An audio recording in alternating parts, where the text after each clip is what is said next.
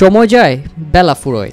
ক্যারিয়ারের গোধূলি বেলায় সবুজ গালিচাকে জানাতে হয় বিদায়, তুলে রাখতে হয় নিজের প্রিয় বুটজোড়া। এবারের ইউরো 2024ও কিছু কিংবদন্তিদের জন্য বিদায়ের ঘণ্টা। কেউ এই টুর্নামেন্টটি খেলবেন শেষবারের জন্য, আবার কেউ ইউরো শেষেই তুলে রাখবেন তার বুটজোড়া। 21 শতাব্দীর তেমনই কিছু কিংবদন্তিরা এই টুর্নামেন্টের মাধ্যমে বিদায় জানাবেন ফুটবলকে।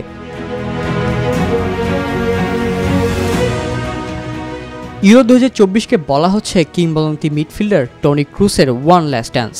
34 বছর বয়সী এই রিয়াল মাদ্রিদ তারকা আগেই বলে রেখেছিলেন ইউরো শেষেই বিদায় নিচ্ছেন ফুটবল থেকে। এর আগে রিয়াল মাদ্রিদের হয়ে শেষ মৌসুমে 3টি ট্রফি জিতেছেন তিনি। লস ব্লাঙ্কোসের সাদা জার্সি গায়ে শেষ ম্যাচে জিতেছেন নিজের ক্যারিয়ারের ষষ্ঠ চ্যাম্পিয়ন্স লিগ ট্রফি। এবার নিজ দেশ জার্মানিতে বসছে ইউরোর আসর। ক্যারিয়ারের শেষ আন্তর্জাতিক টুর্নামেন্টটি জিতেই বিদায় বেলা রাঙাতে চাইবেন ক্রুস। 21 শতাব্দীর অন্যতম আন্ডাররেটেড স্ট্রাইকার ধরা হয় অলিভার জিরুডকে। ইউরো 2024 আসরের পর আন্তর্জাতিক দায়িত্ব থেকে সরে দাঁড়াবেন এই ফ্রেঞ্চ স্ট্রাইকার। 131 ম্যাচে 57 গোল করে নিজের দেশের সর্বকালের সর্বোচ্চ গোলদাতা জিরুড মূলত তরুণদের জন্য পথ তৈরি করতেই জাতীয় দল থেকে অবসরের সিদ্ধান্ত নিচ্ছেন। ক্রোয়েশিয়ার সর্বকালের সবচেয়ে বেশি ম্যাচ খেলা ফুটবলার লুকা মদ্রিচ এবারও ইউরোতে নিজ দলকে দেবেন নেতৃত্ব, যা সম্ভবত আন্তর্জাতিক ফুটবল থেকে অবসর নেয়ার আগে তার শেষ বড় কোনো টুর্নামেন্ট।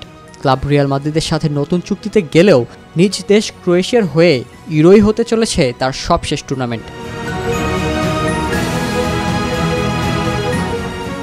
ইউরো 2024 হতে পারে আরেক জার্মান কিংবদন্তি ম্যানুয়েল নয়রের শেষ টুর্নামেন্ট। 21 শতাব্দীর অন্যতম সেরা এই গোলকিপার 2022 বিশ্বকাপের পর থেকে জার্মানির জার্সিতে মাঠে নামতে পারেনি।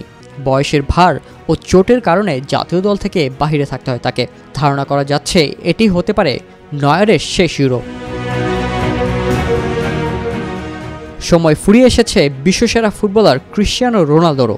আন্তর্জাতিক অঙ্গনে 39 বছর বয়সী স্ট্রাইকারের গোল সংখ্যা সবচেয়ে বেশি। ধারণা করা হচ্ছে এটি হতে যাচ্ছে রোনালদোর শেষ ইউরো।